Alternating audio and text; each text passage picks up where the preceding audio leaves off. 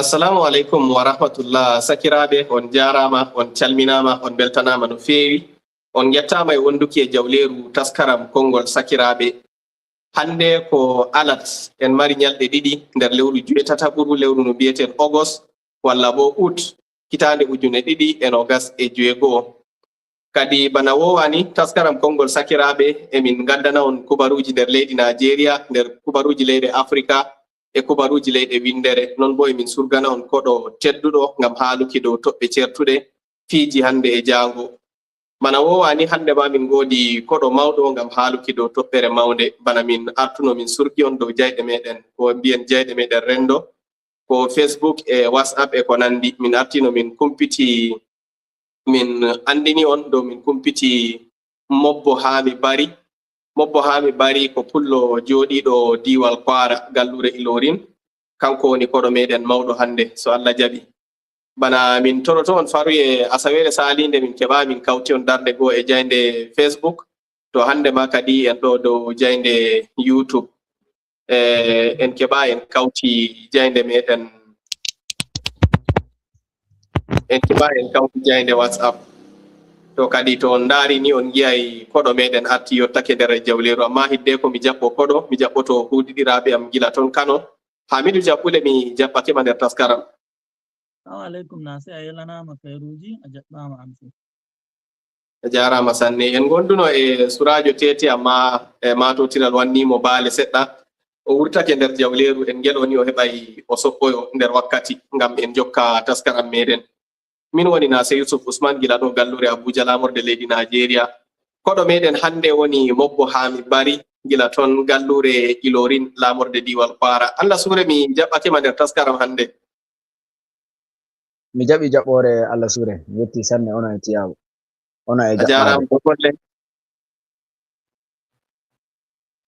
Na oɗon nana kam na? Emin nan ma ɗum tas. Masha Allah, masha Allah. Mi jaɓi jaɓɓore diwal Kwara. Wallahi kuuɗe ana ɗon jonkay no Allah waɗi ni ka Allah yettama fa hanni. Alhamdulillah.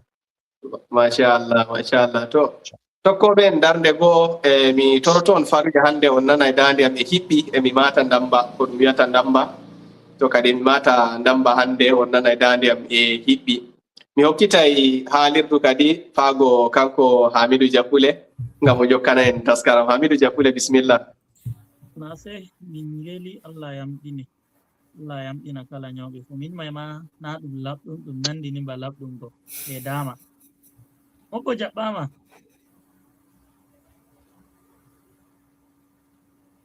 Gondi Mobbo jaɓɓama. Mi jaɓi jaɓɓode Allah sure. Yetti sanne. To tete surajo tete an fo a jaɓɓama tarde na se jaɓɓotono en an. Naam, en gondi jaati. Oɗon nana kam na? Mi jaɓɓaki on, mi jaɓɓaki koɗo meɗen. So nayi wonnuki wakkati enen fuu e heɗitotoɓe en andi ko hawri en nder duɗal ngal hande. En bo njaada e gaynako, nden bo en mbiyamo digital gaynako kanko fuu. So gaynako a jaɓɓama nder duɗal taskaram kongol sakiraɓe gila sakiraɓe radio.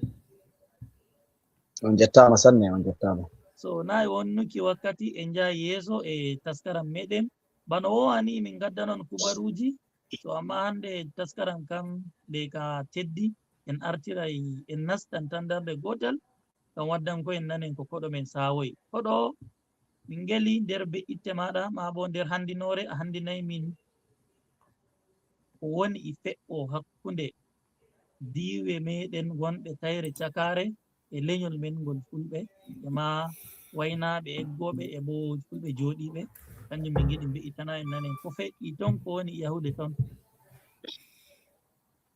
Assalamu alaikum wa rahmatullahi ta'ala barakatuh. Sakiraɓe am tedduɓe, on jawtama, on salminama, jam moɗon lamdama. Min woni sakiragel moɗon andiraɗo Mobbo Hami Bari, joɗiɗo diwal Kwara, lamorde Kayama, wuro ana wi'e Bani. On jawtama, on salminama fa hanne jam moɗon lamdama. Ko woni ana feƴƴa nder tayre cakare leydi Nigeria wona ko suuɗi kala neɗɗo laatiɗo ana jokka kulle yehoje nder leydi ni.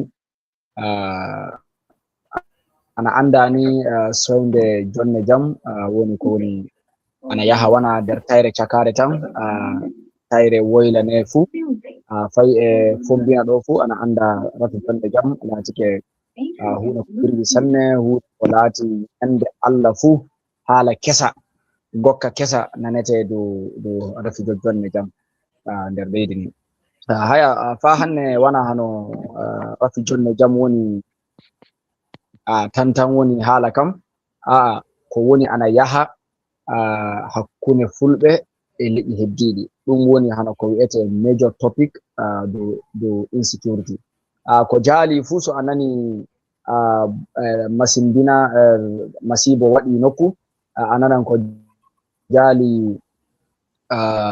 news outlet ɗi fu a nana ana inda pullo wakkati fu tawe pullo woni ko indete nokku futo rafi jonne jam waɗi haya ɗum ana woodi sababu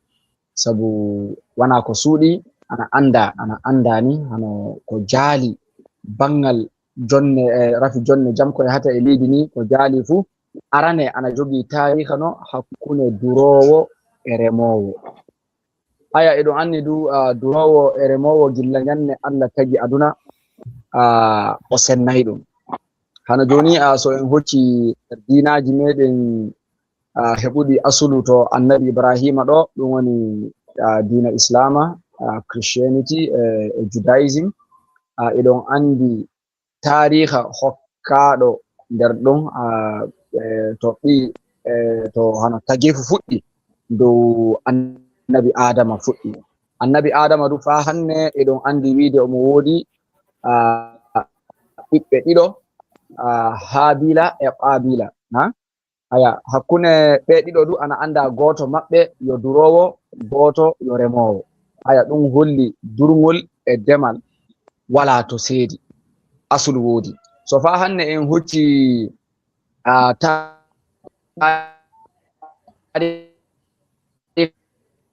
mo jaydaka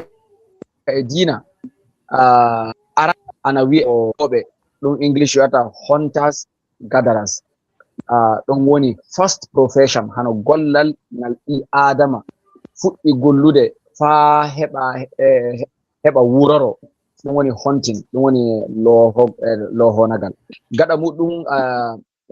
hano ama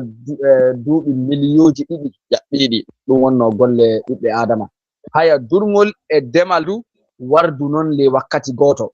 10,000 BCE warde 8,000 BCE ɗum woni duuɓi ujunaji sappo warde duuɓi ujunaji jetti fadde wargol annabi Isa den le on wakkati ana wi'e neolithic era neolithic tradition den woni de durgol e demal fuɗɗi aya woɓɓe ana wi'a demal adi durgol woɓɓe ana wi'a durgol adi demal aya ɗum fu fuɗɗugel adingel e majji fu fani so lurral natti fu ana yi'e wiide ɗi fuɗɗidin noon duɗi yaadu noon ɗum fuɗɗu noon wakkati de ko wiyete domestication of animals e domestication of crops haya wakkati muɗum woni de durgol e demal fuɗɗi gilla ñande muɗum warde hanne based on religious tariha mo woduɗen tariha mo dina holli masiba fuɗɗu noon hakkunde habila e qabila fa goto wari goto ka dalila wargo ngon ana seedi e ko dalila hano dabaji yehi nattoyi gesar neɗɗo ɗum hano gayngu noon na ko wiyete jealousy hakkunde rindaɓe ɗum waddi fa goto masimbini goto ka ɗum ana holla wiide barondiral na du soyde jonne jam ana woodi to fuɗɗi gilla ñanne ɓiɓɓe adama fuɗɗi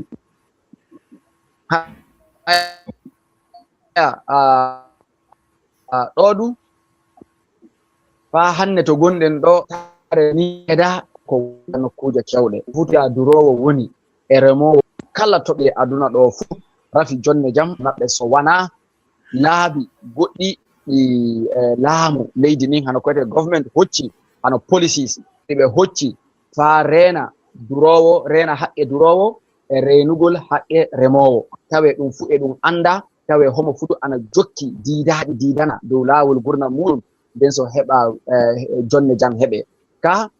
leyɗe meɗen Afrique ɗo ɗum ɗon saɗi en sanne laamuji ɗin ana hano heɓay semme ko doginirta diidaɗi nder himɓe ko renata durowo e renata haqqe remowo haya fa hanne soyde jonne jam ana jokki e tariha on soyde jonne jam hakkunde remoɓe e duroɓe to zamanu mo gonɗen ɗo ana wodi ko English wiyata population explosion hano ya himɓe mi anna fu no hanumi mottirira ɗum e fulfulde ɗum ana jeya e ko ɓuri sattinde jonne jamde masalan jamanu wari to hano leydi ni nafu e muɗum himɓe ɓeydi andude ko leydi nafata masalan ana wodi zamanuji ɗaɓɓiɗi so neɗɗo wari fu a tawan le family house goto genni sa natti genni fu a tawan neɗɗo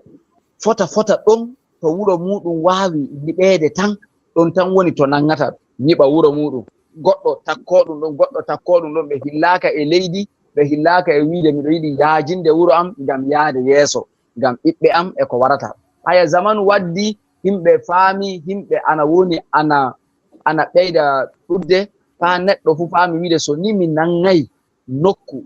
mi resana ɓiɓɓe am ma taniraɓe am waroɓe fu zamanu warowanto ɓe wala nokku ɓe jooɗoto a faami ɗum ana jeya e ko ɓeydi tindinde haqqille himɓe e nafuye leydi haya himɓe meɗen du waynaɓe meɗen ana anda himɓe wuruɓe non e eggu hoɗugol egga ɗo hoɗa ɗo hillaka e nanga nokku wi'a min jeyi ɗo hillaka e wiide miɗo hani joɗade ɗo na miɗo hani fagganade ɗo ɓiɓɓe am ma taniraɓe am waroɓe gaɗa kamɓe kam nokku to daaba maɓɓe nyamata haara ɗon tan woni to ɓe hilla e muɗum so misali joni le dungu eɓe wawi joɗade nokku ɓe dura ɗum ɓe waɗa ɗon haqqe ko Allah muuyi fa so sinama noon gilla jamanu laamu tubakoɓe ne totti en laamu hoore meɗen 1960 haya 1960 eɗi tokka fa duuɓi sappo gaɗa muɗum ɗoni 1970s en e ko dilloyi ɗo e ley ɗo nden kulde fuɗɗi ana waylito gouvernement ji nder English himɓe naati nokkuje hertaɗe fa duroɓe dura e kasim nokkuje laatiɗe burti udditaɗi gam duroɓe heɓa jokka hakkunde woyla e fumbina tawe natai wuro goɗɗo natai gesa goɗɗo ɓe yehi nokkuje ɗen fu ɓe nangi ɓe duri ɓe nangi ɓe remi ɓe yehi nokkuje hertaɗe gam durirde ɓe fu ɓe nangi woɓɓe nyiɓi ton wuroji muɗum balme nder woyla leydi ni himɓe ko ɗuuɗi le duroɓe iwoyi woyla warti nder cakare nde haya ɗum kasim ɓeydi limoro adadu duroɓe wonɓe nder cakare leydi ni fa hanne ko laati himɓe misali ɓeno himɓe ujunaji 10 gonnono e no wari le tayre cakare ne duuɓi cakitiɗi hano access to small arms ɗum woni balme yaafi nattugol leydi ni du ko jaadi le duroɓe meɗen ana anda fay arande himɓe rafi jande ana li ko torri himɓe meɗen sanne sabu ko jaali le maɓɓe fuu ana jooɗi nokku ana yi'a yeru gurnam woɓɓe wurata hano ana sooda mobilaji ana sooda masinaji kamɓe du eɓe yiɗi ɓe wuura yeru ɗam gurnam du ɓe wala jande ne ɓe jangi fa ɓe heɓa golle wawuɗo hokkude ɓe yeru on lifestyle woɓɓe maɓɓe hocci balmi natti ko wi'ete highway robbery haya highway robbery neɗɗanke inno adama so hande nane ma ɓe mbi wonde wallure ɓe jabruɗe ɗum hata wondugo on gonday kan ɗo ta mbiya wara am mema na kay hata ɓe jabruɗe o nati akiɓe lamlam accu hakke mi wala miɗo nana ko wi'ata haala kan ana taƴa wini yo ɓe mbi war joddoden ka warta ɓe sanne ɗum wi'at joddoto en kaɓata to en andini ba mbiɗa en ɗum ɗo e temo kanko hugo nder ngo nayi woni to fajo en dara gomnati en dara lamlamɓe fulɓe bana arɗuɓe ɓe jabruɓe hani ɓe kocca gam ɓe narritana ɓe en gondi kam wala no watta mbiyen bambamta memam a bambiyam kam a memayya to noon kam kottigoji ɗi non no mbiɗa noon neɗɗo fuu mo wiɗa war joddoɗen fuu a wi watta bo fondiren wi'ama fay ñiiƴe e ɗemgal ana wofondira wona haala himɓe laatiɓe wondu tan ɓe takal lemme ana woodi laabi ɗuɗɗi wawuɗi tokkede fa jonne jam wartude nder leydi ni na dow nder tayre cakare leydi ni go'o fuu responsibility on ana dow government ana woodi laabi ɗuɗɗi ɗi government waawi hokkude moƴƴina ko woni ana yaha ka rafi hollude ana hilla e ko ñiɓanaɓe kala ko waawi ƴemtude gurnam fuu resanaɓe e nokkuje ɗen de uddita ɗum wi'a bisimilla gare naate ndure so ni on naati so ni nokkuje ɗe fuu waɗama du ana waawi huɓude dabaji wonɗi e leydi ni dello ana waawi haɗude open grazing so haɗi mutuɓe ɗum woni emirate woduɗen ɗi district heads en arɗo en ɓeedu fa hanne ɓe anna ardugal so ni a hocci a wi'i mi jaɓi ardugal ɓe himɓe anda fa hanne haqqe maɓɓe ana dow maɗa haqqe maɓɓe gurnam maɓɓe ñamdu maɓɓe yardu maɓɓe wi'aka hocca ñamdu ñamminaɓe ka so ni a yi'i ko waawi halkude ñamdu maɓɓe du semme hadde ɗum ana jungo maɗa aɗa waawi daranade ɓe haɗa ɗum fuu haya haqqe maɗa ɗon immoɗa daranoɗaɓe so ni a daranikeɓe a renaniɓe ñamdu ndun fuu fama a ñamminiɓe so ni a darike a ɓilli government a holli a wi ɓe himɓe am noon eɓe woodi dabaji ka dabaji maɓɓe wala nokkuje yarirɗe diyam na du kamɓe e ko'e maɓɓe ɓe wala diyam ɓe yarata diyam lobbam laaɓuɗam ɓe yarata so ni a daranikeɓe government waddaniɓe diyam laaɓuɗam ɗam ɓe yarata fuu fama a yarniɓe haya ɗum holli wiide gurnam maɓɓe ñamdu maɓɓe yardu maɓɓe ana e juuɗe maɗa so ni baasi waɗi hakkunde duroɓe e remoɓe haya wajibi mawɓe immo law gilla ɗum yottaki to himɓe immoto ana masimbina ko e muɗum ɓe yaha warwa ɓe warta yomto ɓe yaha yomto so ni reprisals ana yaha fu a bada accata a bada ɗum timmata so a warani kam min dumi immike ngam mone mi waranoyma anna goɗɗo maɗa wuruɗo oɗon kañum du jangol waranan kam haya so ni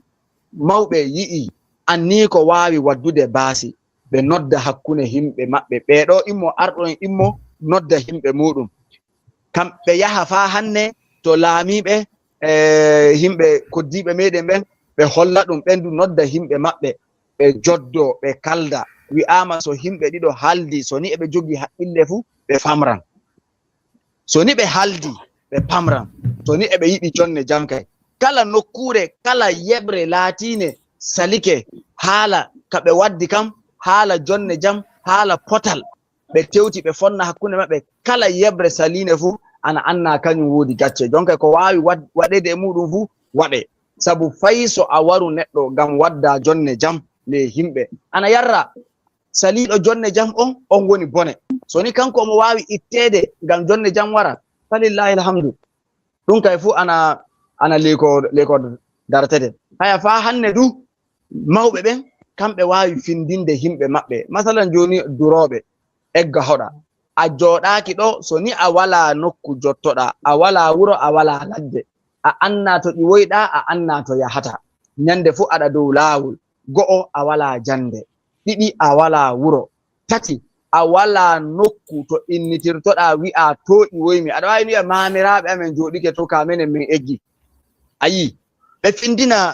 himɓe maɓɓe tilay joɗoɗen piloɗen jande mo janngay famata mo famay du andata no wurirta andata no jogoto gurnam jande wawi holludema haqqe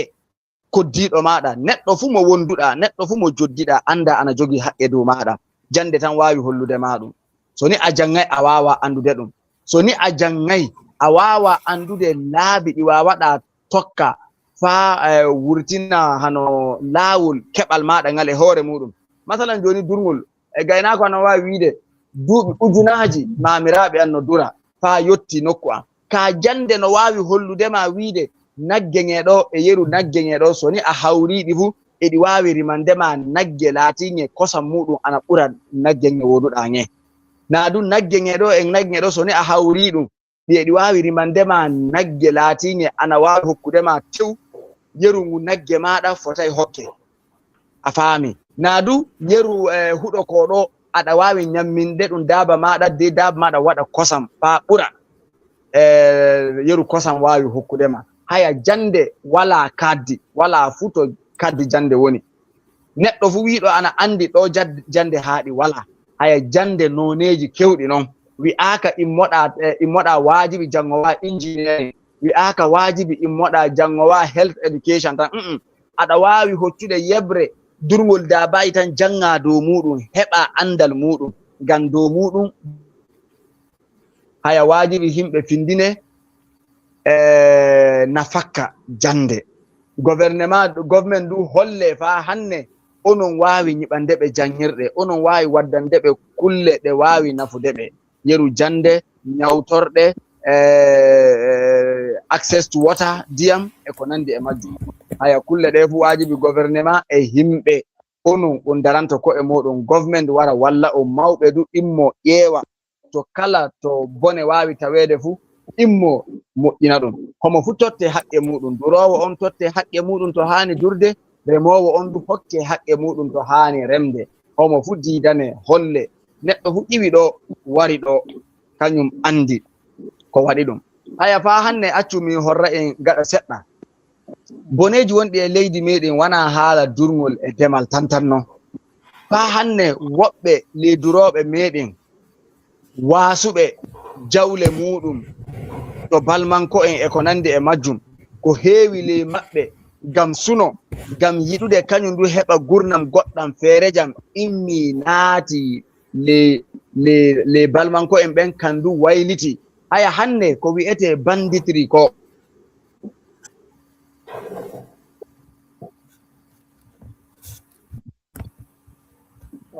koɗo men en gondi nandi ba matotiral makko e waɗa ɓilla seɗɗa heɓi baale netto e jaɓɓude yimɓe koɗo meɗen so oyo nde matotiral e wannamo ɓilla seɗɗa en puɗɗitay torago kamɓe tokkoɓe en darde goo dow jayde YouTube kadi en keɓayi hannde ma en kawti jayde men Facebook ɓurna fuu en doggina taskara ka dow jayde Facebook ema jayde YouTube amma kadi fitinaji ma bo mbiyen ɓillaji e caɗele ɗen jiiɗeten kanjum waɗi en keɓa en kawti jayde men Facebook so Allah jaɓi nder asaweje garoje en keɓa en kawta jayde meɗen Facebook e noon yen getta kamɓe windanoɓe en darde goo dow Facebook woodi mo ƴami o wino o jokkorto en nder taskaram to kadi komi yiɗi mi siftinora seɗɗa dole goɗɗo haalanan hidde en puɗɗa taskara kan ngam ha o jokko en darde goo en ngaada e maako ma bo kadi en nastinamo nder taskaram dole o haalanan hidde ko ngam en ngaɗa andinore bara ñalɗe tati ñalɗe nayi hidde ko ñalɗe taskaram ngam noon en toro kala giɗɗo nastugo nder taskaram fuu haalana en nder wakkati ngam en keɓa no en nastinirimo nder taskaram darde goo nden woodi mo windani en o wi woodi masine to min getti kadi ɗum getti sanne sanne aliwal duppu a yettama masine windani en dow jande Facebook to koɗo meɗen jippake en yeɗo o soɓɓoyto komi yiɗi mi sappo seɗɗa to tokkoɓe darde go'o paami no kanko koɗo meɗen wolwirta fulfulde maako e serdi seɗɗa e fulfulde nde kaaleten ɗo ɓurna fuu to ɓe nana konnguɗi ɗi o wolwata konnguɗi ɗin ɓurna fuu ko konnguɗi kirnaange to kadi mi yiɗi mi sappo seɗɗa dow goɗɗi ɗi mi maandi nder taskara ka ko wolwi jooni nder taskaram woodi konngol ngol o wi'i rafi to ɓurna fuu yen naftoro rafi e wiigo soynde walla boo ko mi annda no mi wirata ka bana soynde hunde to hunde heɓaaka en mbiya rafi hunde nden dullere naam o dulli dullere yawwa bana dullere hunde nden ko soynde hunde nden to kanjum woni rafi nden o woodi haa o woni uldugol ko uddugo bana omtugo ko maɓɓutugo kanjum woni uddugo nden woodi to naam e woodi bo emin firta kelme seɗɗa kese ɗe min keɓi nder taskaram hannde ngam taskara ka yen pinditina ndaaroɓe en noon bo yen ekkito fulfulde yen ekkitina fulfulde bo inchallahu to kadi mi rartake dow toɓɓe seɗɗa ko mi wiya kelme goɗɗe seɗɗa ɗe ngannduɗa nder taskaram ngam heɓa yimɓe jaada nder taskaram a yettama masine min giini matotiran waɗanima billa seɗɗa a jippake no amma Allah waɗi a soɓɓoyake komi yiɗi mi sappo seɗɗa Amidou Jaɓɓule nde ko mi hokkutuma wonde en anndi nder hitande saalinde nder hitande saalitinde kadi hitande 2024 laamu leydi Najeriya tiggi jagorgal kalfinangal ko rarani ɓamtare gaynaka nder leydi Najeriya bo jagorgal ngal tiggama ngam wadda ragare e hoyna caɗele ko torraji ɗi waynaɓe giidata hakkunde maɓɓe e remoɓe to mi yiɗi mi nana gila kanko koɗo meɗen ko mbiyen kumpitaɗo meɗen hannde noye kanko yiiri anniyaji laamu leydi e tigguki jagorgal ngal nden bo joni ɗum hewti ɗum ɓadake duuɓi 2 ko jagorgal ngal tigga amma ko en gi'ini famɗi Allah rene noye jiiruɗa anniya laamu leydi Najeriya e tiggugo jagorgal kalfinangal ɓamtare gaynaka e bo noye jagorgal ngal wallirta ngam hoyna caɗele ɗe torraji ɗi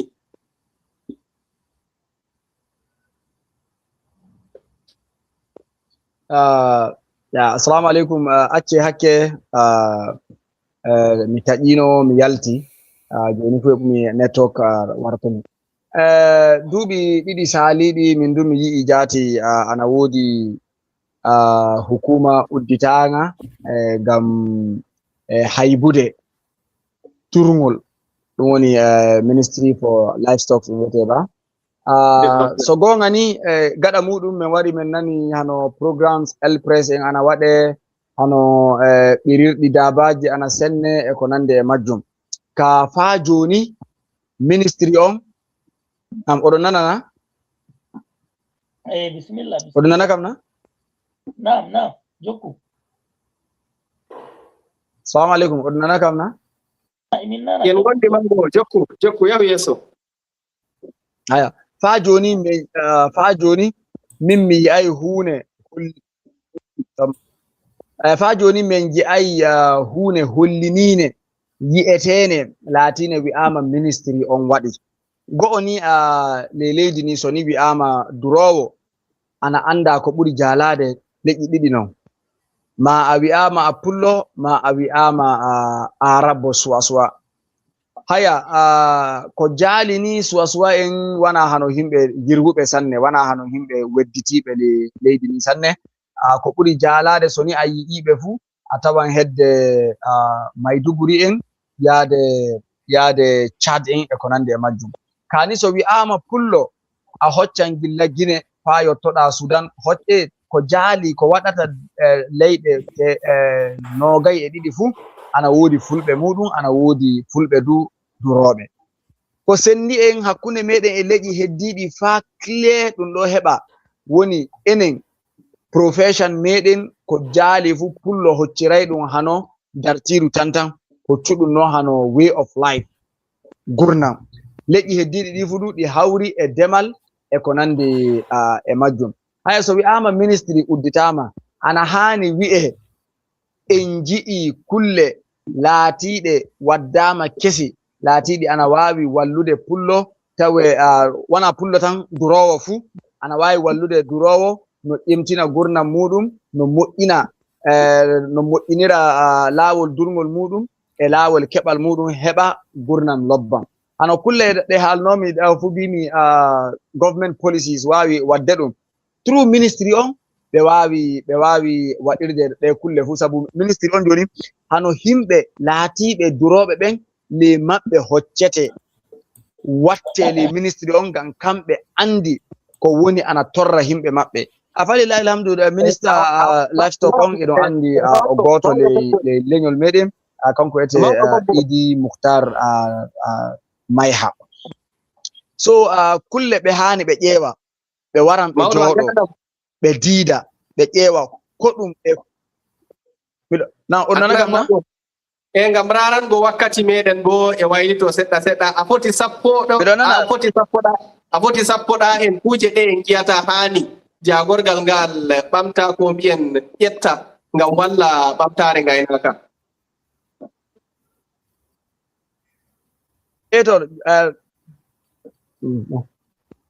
Donc liko acci hakke wonko haddi kan ɗo seɗɗa. On nana kam na on nana kam acci hakke. Na min nanma. Hello. E ƴamol labari na ɓeyda lattinangoma ƴamol na. Ayo mi heɓa laaɓol muɗum. Mi winde wakkati meɗen e dilla a foti sappoɗa en kuje ɗe jagorgal ngal hani ƴetta ngam walla ɓamtare gaynaka nder leydi Nigeria. Okay. Falillahi alhamdu. Goni ana wodi kulle kewɗe laatiɗe jagorgal ngal no wawi wadde ngam ɓamtare durngol e duroɓe. Go'o hano ko binomi haala ranchis ɗi ɗon hano nokkuje hertaɗe ngam duroɓe ɓe walla no waɗirte fu tawe government findina nokkuje ɗe ɗon. So findini nokkuje ɗe ɗon duroɓe ɓen waɗane jangirɗe, waɗane nyawtorɗe, ɓe waddane diyam laaɓuɗam ɗam ɓe wawi gollirde, sabu fay daaba so heɓata diyam laaɓuɗam fu wawa hano wurude gurnam celluɗam. Haya gaɗa muɗum waddana ɓe hano huɗoji, awana ɓe huɗoji laatiɗi ana wodi durngol feere ana wodi woɓɓe duram ngam kosam, woɓɓe duram ngam sonna tawe tew heɓe. So ana wodi huɗoli laatiɗi ana wawi awede dabaji ɗin nyama ngam ɓeydana ɗi kosam. Ana wodi huɗoli feereji nyamminteɗi dabaji ngam ɓeydana ɗi fayru. Fa hanne ɗum ana waɗa boosting economy leydi, du wallan duroɓe ɓen ɓe heɓa no ɓe yaajinira laawol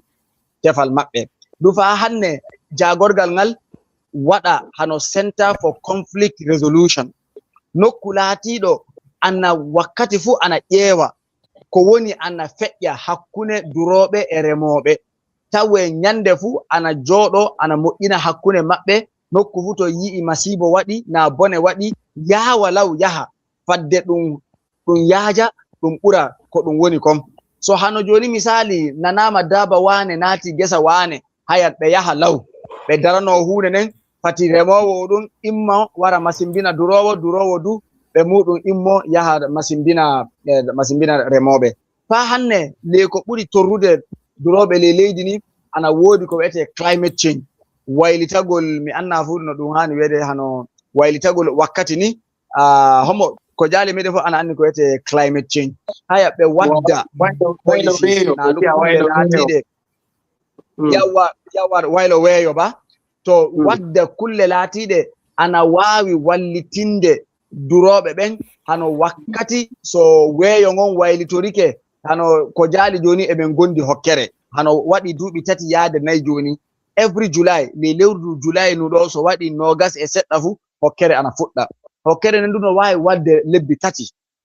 Ayi to ɗum ana torra duroowo e remoowo fu ka le wayla leydi ni climate change ana le ko torri no kuje den fa waddi ko wi'ete hano desertification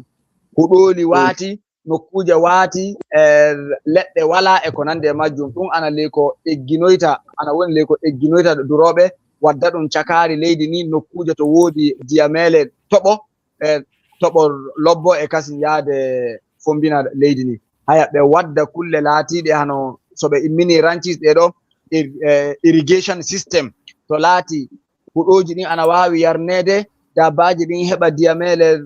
diyamele leɗɗe aawe faa wurtina leyɗe meɗen so miɗo mila ɗo seɗɗa noon le ko ɓe wawi wadde faa ɓe waddana durgol e duroɓe ɓantare inchallah.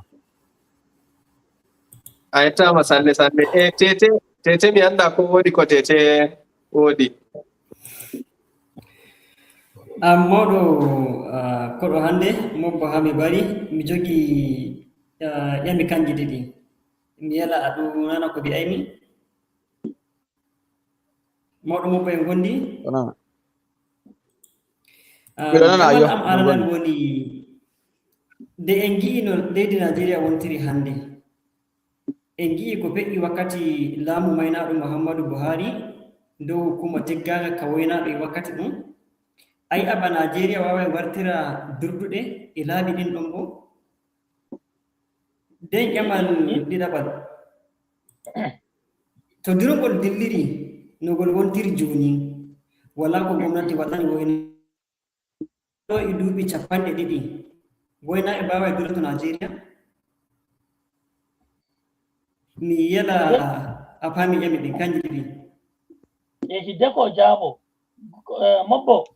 ƴamal tete arandewal mi yiɗi kawtangal be ƴamal am ngal e ko waɗi fulɓe ito agasini na en gondi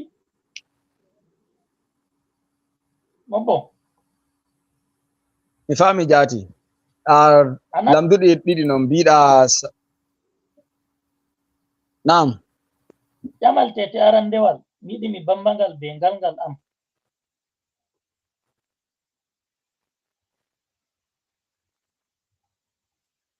anana mi wini yo e ko waɗi fulɓe nane nder handinore ma waddi haala handinore huɓunde yajunde matotiral ɗagginiɓe ɓe fuu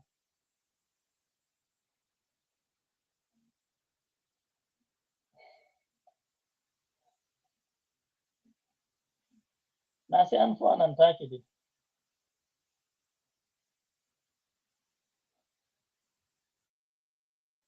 min ma mi haala mi tambi matotirde waɗa illa seɗɗa lamdule ɗen network an taƴuno to amma ndi ƴamal tete arandewal dow lamɗo maynaɗo Buhari Muhammadu Buhari mi wi min bo komi yowata dow majjum ko waɗi nder handinore ma andini handinore huɓunde mana general introduction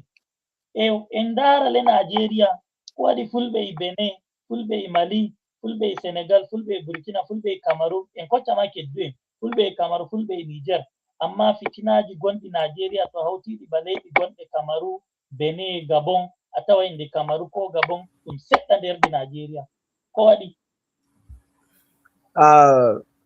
fa hanne eɗum jeeya e ko wi'ete population growth wi'a neɗɗo fu ɓurɗoma leydi fu ɓurima jama'a fu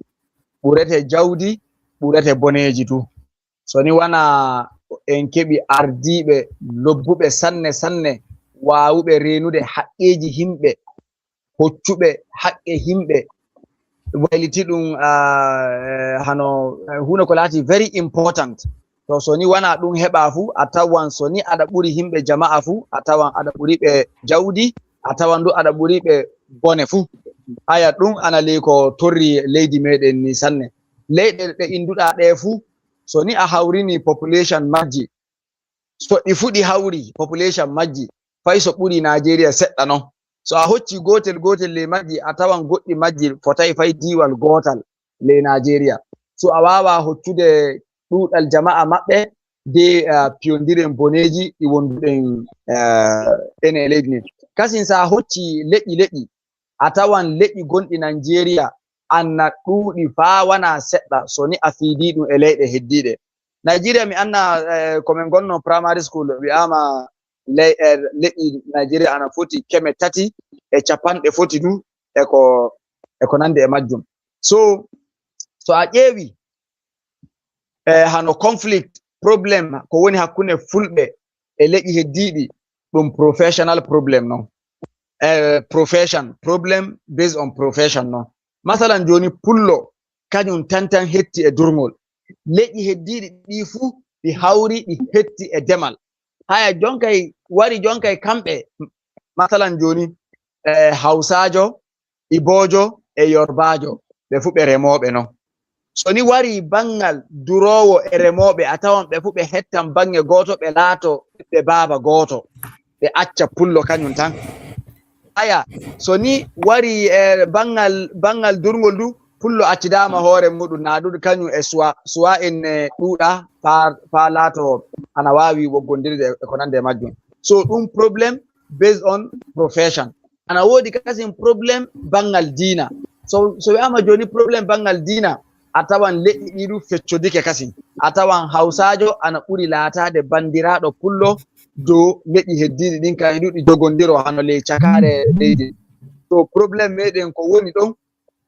pullo seedu e leƴƴi heddiɗi bangal gollal kañum waɗi pullo to woni fuu ana seedi e ko heddi waajibi ko heddi fuu hettan bange goto de acca pullo bange goto ɓe waɗa pullo fesin. Hano ko mawɗo Suraju Tete haali bangal waɗugol hano ko wi ranches na hano Buhari waddino rugga project ka ɗum waɗay. Min miɗo miila ko ɓuri torrude rugga project mo Buhari on ngam o pullo on a faami o pullo du min ko yurumi e Buhari hano o neɗɗo non laatiɗo o yiɗa wi'e o waɗe o laatike hano neɗɗo anniraɗo leñaku ɗum woni hano ko wiyete tribalism. Haya ko imminoyi leñaku ko imminoyi haala rugga ko jaali ley himɓe fuu waɗimo attacking wi omo yiɗi o waɗa ko wiyete land grabbing, omo yiɗi o teeta leyɗe himɓe o hokka pullo. So kanko ne omo hula baasi ɗum waɗi min ko ɓurumi milde waɗi o tacci ɗum. Ka miɗo miila so ni ardiɗo leydi ni o joni ko o laati Yorbajo so ni o immike o waɗan ɗum waddata gecce yeru ko Buhari waddi wakkati muɗum. Ana wawi o gollira laabi ɗi o waɗi yeru ministry o ɗum o waɗa policy ɗum. Dukasin Suraju Tete lamdike wi sallah ɗoyaade duuɓi 200 sallah pullo ana woodi to durtana. Min ko yi'ammi so ni government hoccay laabi hanuɗi tokkede faa wurtina durngol ɓamta ɗum to ɗoyaade duuɓi 200 fayi so durngol ana heddi duroɓe wala a heɓata duroɓe. Sabu go'o fayi so ladde accama wi'ama durowa so ni aɗa anni so a naati li ladde ne a masimbinteɗo fu a nattatane. So dukasin duroɓe fu masimbinama hoto durowo heddi durowo wala. Just last 2 weeks ɗon en jii video hano fulɓe ana foti wi'ama na'i miliyoji 2 ana egga hotude Central Afrique Cameroon en yaade ton. Ɗum holli e ɗon woodi bone ɗo. Ɗum holli so ndi ko woni Mobbo Hami Bari en ngala wakkati taskaram meɗen huusi timmode. Mi yiɗi mi anda kadi ko haani pullo faama nder minti 2 ko mbawata famtiggo ko haani leñol faama joni ko titi pullo joni. Leñol ana haani faamude wiide 2016 wana 18th century wana 17th century 2026 21st century gonɗen ana seedi e 18th century. Hunene ko jamanu waddi fu so ni a wi'i a jaɓata ɗum a tokkata ɗum fu a accete gaɗa. So a accama gaɗa du fama a hoti gaɗa. Haya fati acceɗen e gaɗa. Ko ɗum woni accede gaɗa so ni en acci jande so ni en nangay jande famon en accama gaɗa. sabu soni en ngala jande en andata ko jamanu wondi en mbawata jokkondirde e jamanu haya wajibi ko jamanu waddi fu pullo faama hanno gurnam eggu o wakkati muɗum dilli tewten nokkuje joɗoɗen tewten nokkuje palen gatten dabaji meɗen awen huɗo ɗi nyama ɗi yara janginen ɓiɓɓe meɗen ɓornoɗen kolte ɗe himɓe zamanu ɓornoto to ɓe wawi nattude fu natten so ni government policy ana wadde tawe enen joɗoto waɗa ɗum ɗen wawete moƴƴinande ko'e meɗen moƴƴinande waroɓe gaɗa meɗen inchallah. To Modibo Mobbo Bari hami ayetta ko sanne Mobbo Ami Bari Hamidu jaɓɓude a fuɗɗino haarugo na o timmini ka hanane ma min mi wiyayno yewte en ɗo ko hani pullo rarto hossa darolgal mum rarto Kenya be handi sendiri to bo taggika ɗo wiya sabu wakkati ɗo darnen taskaram meɗen na se rarta en bange bindiji men en woodi winduɓe wala bo en tagga kila ɗo mi tammini windanɓe ɓurayi kamɓe ɗiɗo kanko Barke Bokum e kanko Aliwal Dukku kamɓe bindani en e jayde YouTube meɗen to bo en torake Faruye en torake muñal ngam en keɓa en kawti e jayde meɗen Facebook en ɓeyda e andingo kadi masaweje garoje so Allah jaɓi en kawta e jayde luttuɗe ngam ha en jokkodira e kala giɗɗo nastugo fuu bana woɓɓe bindi dow jayde Facebook ɓe ngoodi caɗele ngam jokkodirgo e meɗen darde goo dow YouTube kadi ɓe mbawi ɓe tokka en gila ɓaawo ngam ɓe darto taskara ka ɓe ganna en like ɓe ganna en follow ɓe gaɗa share ɓe jeedana woɓɓe ngam e noon tan taskara ka yottorto woɓɓe so ni ka jooɗi ɗo tan kamɓe ɓe gaɗa e like ɓe gaɗa e follow ɓe gaɗa e subscribe to ɗum saɗi taskara ka ka yotto woɓɓe nden bo e noon tan enen ma en mawnirta en darata ko nokkure woore ɗum tiɗɗinta en ngam noon ha ɓe mballita en kam ɓe ganna en follow ɓe ganna en subscribe ɓe ganna en like ɓe ganna en bo share ɓe jeedana woɓɓe on gettama on fu moɗon Hamidou Jaɓɓule gila Kano a yettama no feewi woodi kon ɓeydata seɗɗa na fe amma wakkati meɗen bo hendi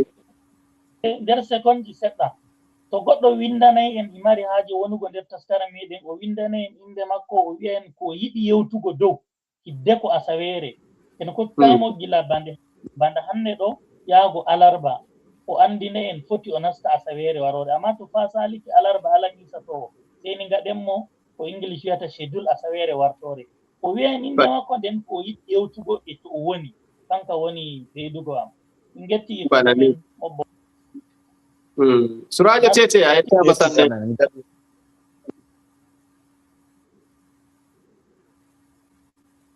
o Surajo mi tammi matotiral maɗa e waɗa ɓilla ko to Tete a yettama Mobbo Hami Bari a jarama sanne min gettima min seyake sanne nde a jaɓi a yottake nder jawleru a famtini leñol asaweje goɗɗe so en keɓi toɓɓere wonde ngam haaluɗi min surgete a nasta nder taskaram fayin darde goo ngam en jokka gewta so Allah jaɓi to joni kadi dow darde maɓɓe fuu min na sey Yusuf Ousmane gila ɗo gallure Abuja lamorde Nigeria wiyata on jarama siwte jaam